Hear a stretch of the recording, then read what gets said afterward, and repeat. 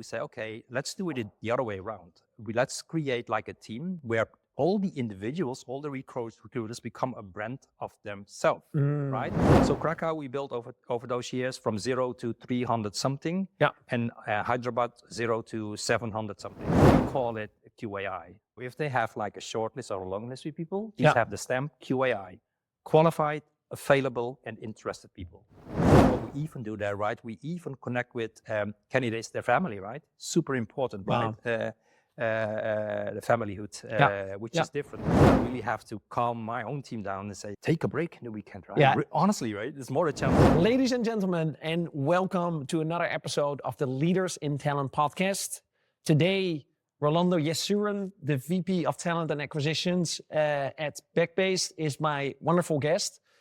We are here at their brand new HQ in Amsterdam. And honestly, you will only see a fraction, but it's absolutely gorgeous. And I know you had a big play into developing the new office as well. But before we get into the actual interview, can you share a little bit more about your backgrounds, what you did before coming to Backbase, and what you currently do at Backbase? Yes, thank you, Adriaan, and welcome here. And thank you so much for having me in this podcast. Who am I? First of all, right, and I think I'm super proud of it. I'm a dad of a son and a daughter.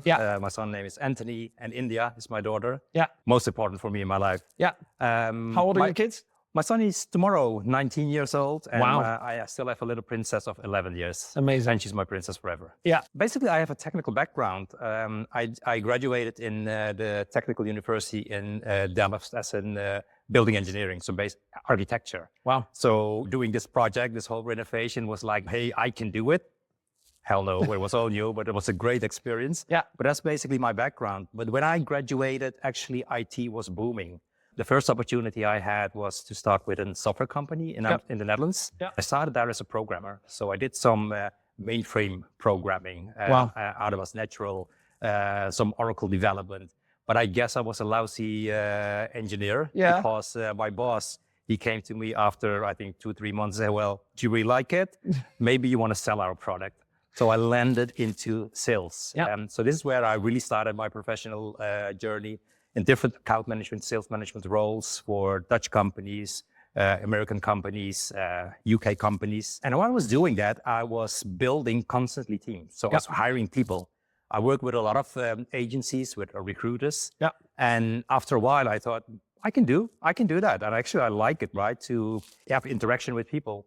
So way back years ago, I started in executive search at an agency side. I had my own company with some other partners. So that's what I did for many years. And then I think after 12 years or something, I left that company starting to do a little bit nothing. So it was the time when the first iPhone was released. So it was the first smartphone. So with a bunch of my friends, we started to hobby a little bit and created apps. To broadcast sport events. But we did it more like just for the sake of it. We loved it. And at that time, some of my former connections at Microsoft, they approached me and they invited me to work with their talent acquisition team. And that's what I did actually for like 11 years, 11 and a half years. A lot of experiences that, they offered me in different countries, international, really good. And then fast forward now since 3 years and a bit, I'm with Backbase and I'm leading the talent acquisition organization globally. Are you facing market volatility, need to hire quickly, or have a team that sits idle? Meet Matcher, your flexible recruitment and sourcing partner. Scale your recruitment capacity up or down without compromising on quality. Trusted by Booking.com, Miro, Heineken, Grammarly, and Deal, Matcher is the RPO disruptor making waves in Europe and the US. For scale-ups and corporates, Matcher covers engineering, go-to-market, and G&A roles. Visit Matcher.io to see how we can support you. That's matchr.io. And can you give me a little bit of context, the size of Backbase, your growth, and what Backbase does? So over the last 3 years, we've been in like a growth mode. We really went super fast from like 800-ish people to today, 2,300.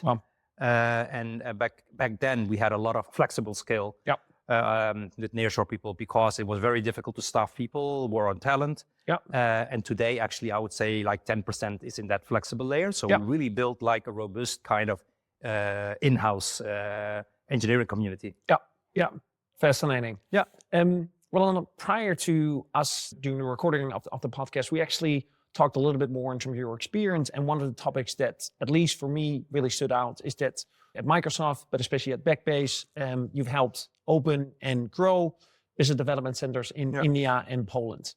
Can you share a little bit more about that, what it entitles, and what made Backbase consider setting up these centers? Yeah, that's a good question. And because first of all, Backbase made a decision to go to 2 different countries for their skill before I joined, right? Yeah. But then still there was a challenge. How do you then really attract people? How do you go fast? If you think about Amsterdam, the Amsterdam engineering market, software engineering market, it's super tense, right? The war on talent, it's huge, it's enormous. So you can get high quality candidates here, employees, and we have them. But if you want to scale and go fast, you're going to have to look where in the world do you have bigger addressable markets. Yep. And if you think about that, if you look at universities, how many people graduate in various countries, in Europe, Poland is like a very interesting space where, where for software engineering companies, there's opportunities to scale. Similar for where we build the other BDC, Business Development Center in India, in Hyderabad. It's a huge market, right? Yep. It's a huge market, but it's also a very competitive market. Yeah. And I still remember, right? When you apply here in Backbase, you have to go through different rounds, and then you always have to graduate in your interview process with a case. Yeah.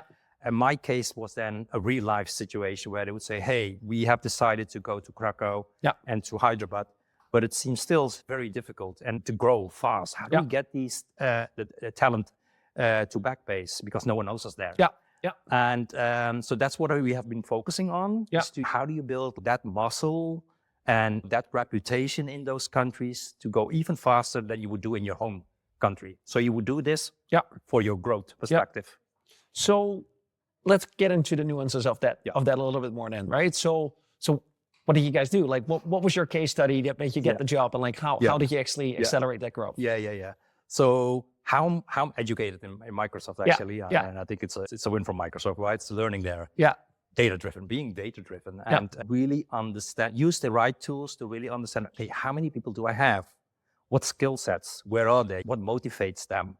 How does the competition look like, right? Yeah. If I want to penetrate in a country, how do I have to position myself from not only branding, because branding is one thing, but also identity of the company. So your culture. Yeah. How do you position yourself? How you reward people, right? If you know that upfront, if you do your homework, that is quick for I would almost say it's a formula for success in your startup. And how big are both centers right now, roughly? Yeah.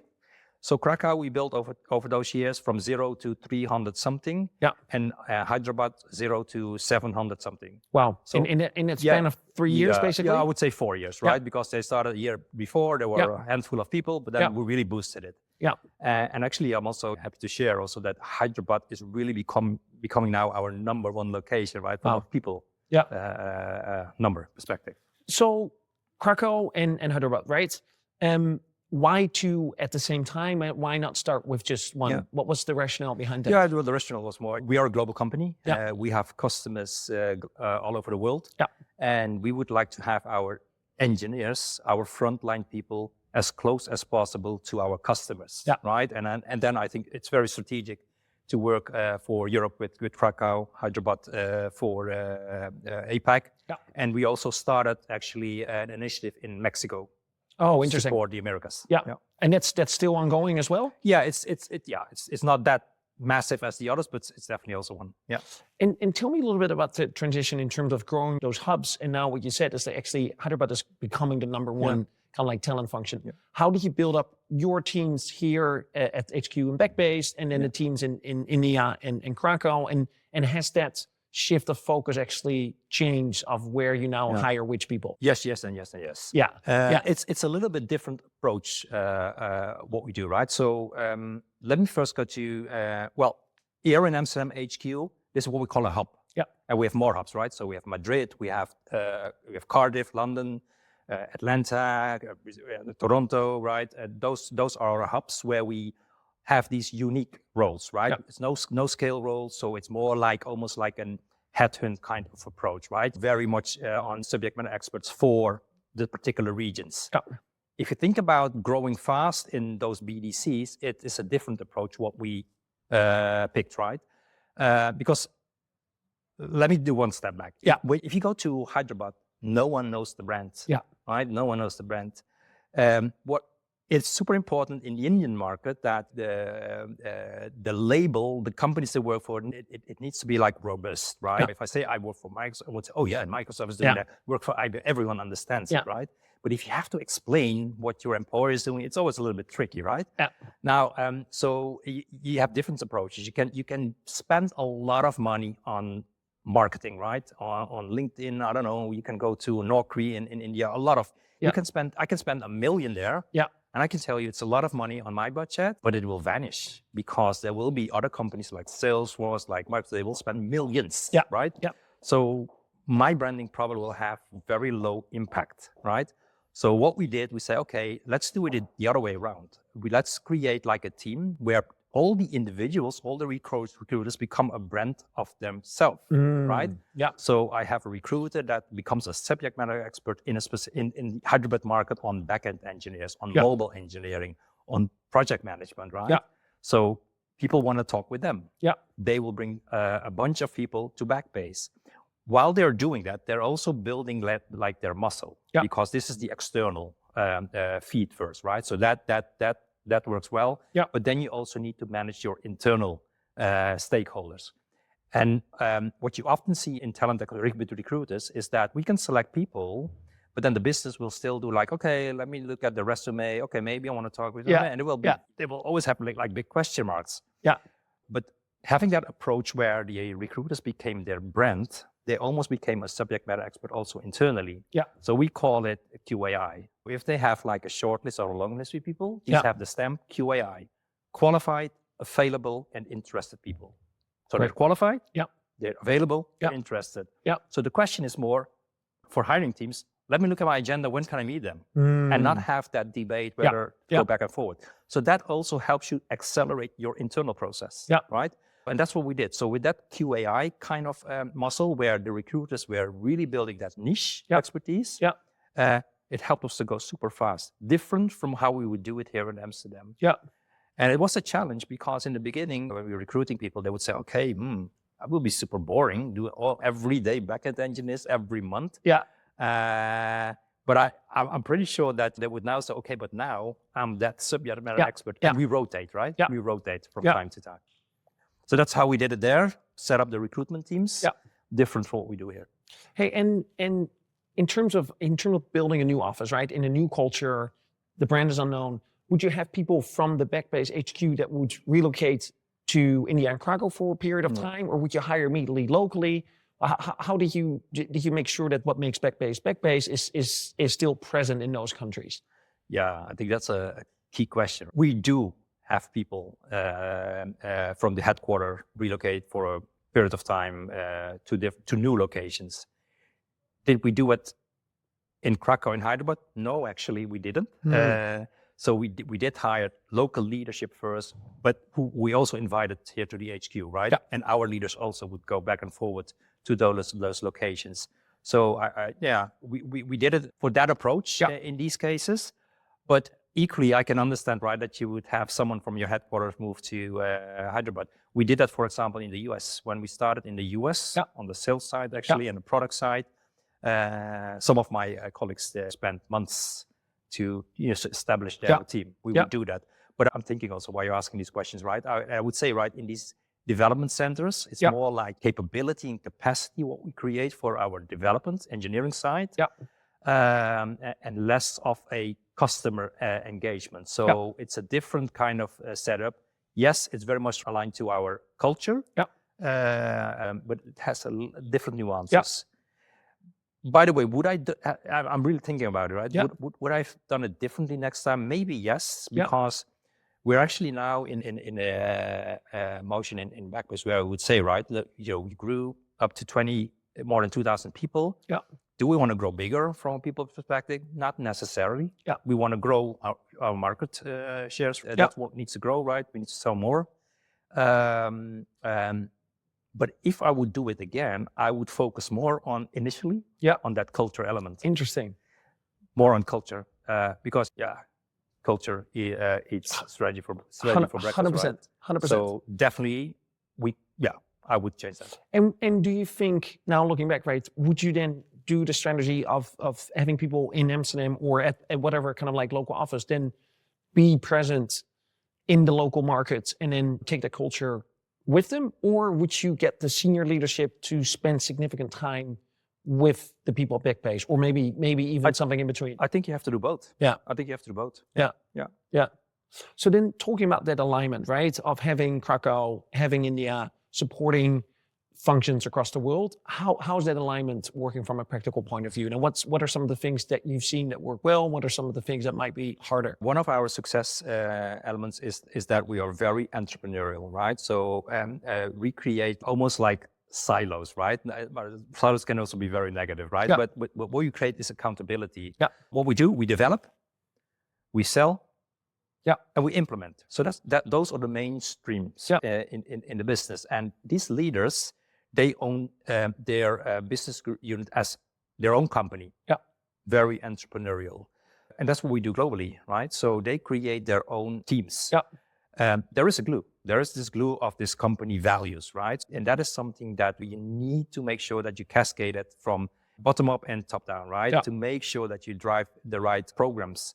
I have a very straight way of communicating about these values, right? How you deal with each other, how you treat each other. And we don't differentiate whether we deal with people in Mexico or in the US or in Amsterdam or in Dubai. It's that Backbase value, right? So we don't go into nitty-gritty kind of change. We have one company value, and that is I think, the glue within Backbase. I always say that Backbase is not for everyone.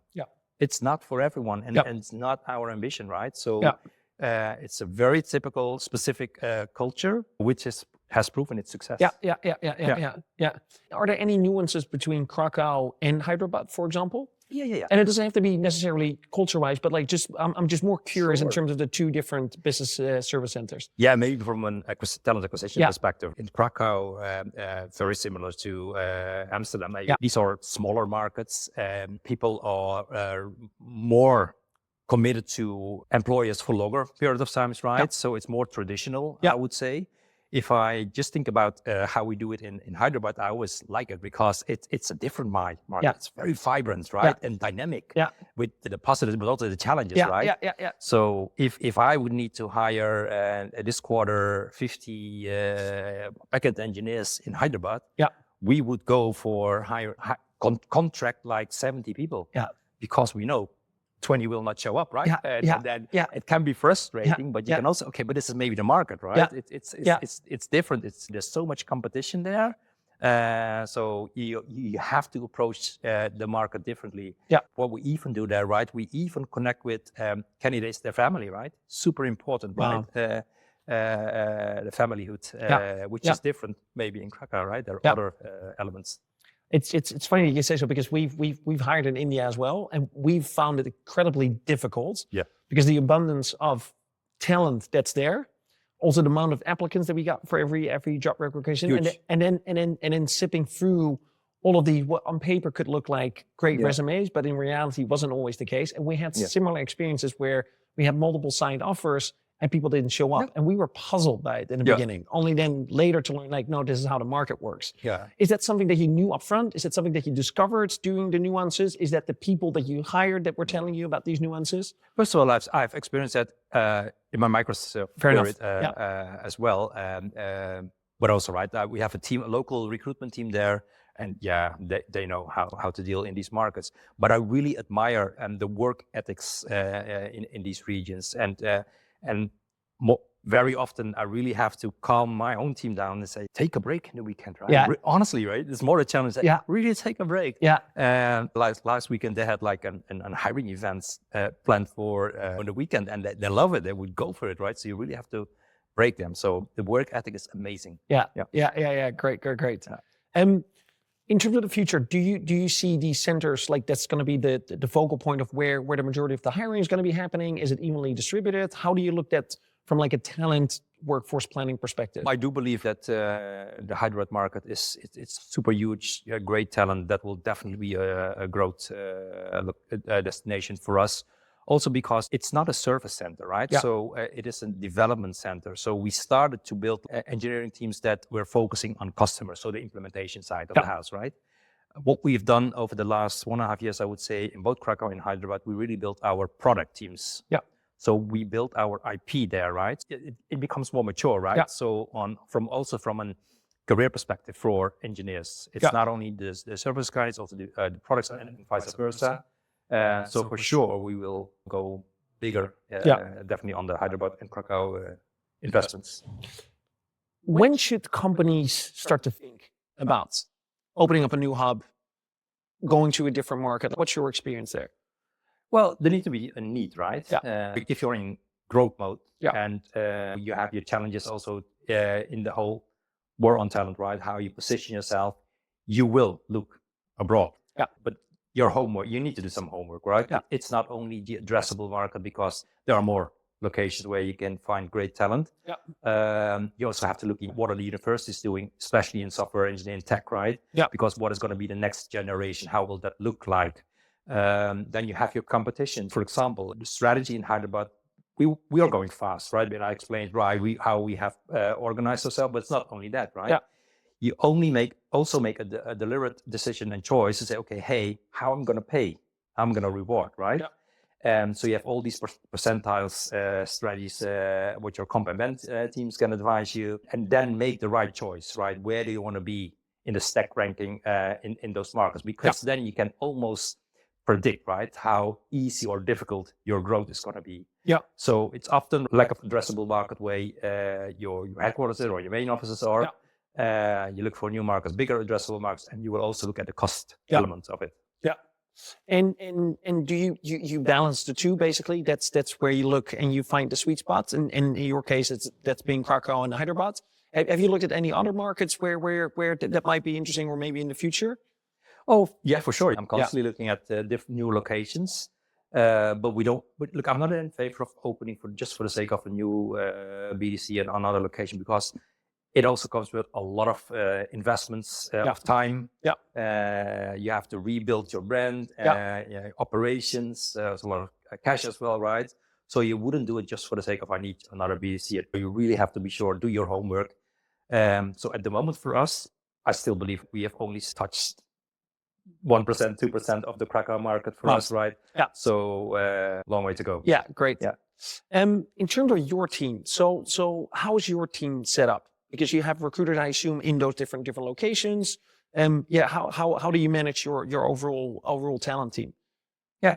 So it's talent acquisition and office management and HRBI in my team. So in talent acquisition, I do have a leader for our APAC scope, right? Yeah. So Pradeep is there. He's a director for talent acquisition. So works very close also with the business. So understand exactly right how is the demand going to look like, right? Yep. So he's also like a strategic partner, I would claim, for our business leaders. And I think he's doing a fantastic job, right? To really build that rhythm of QAI, how we bring that to Backbase. Then I have a leader in the US, in Atlanta.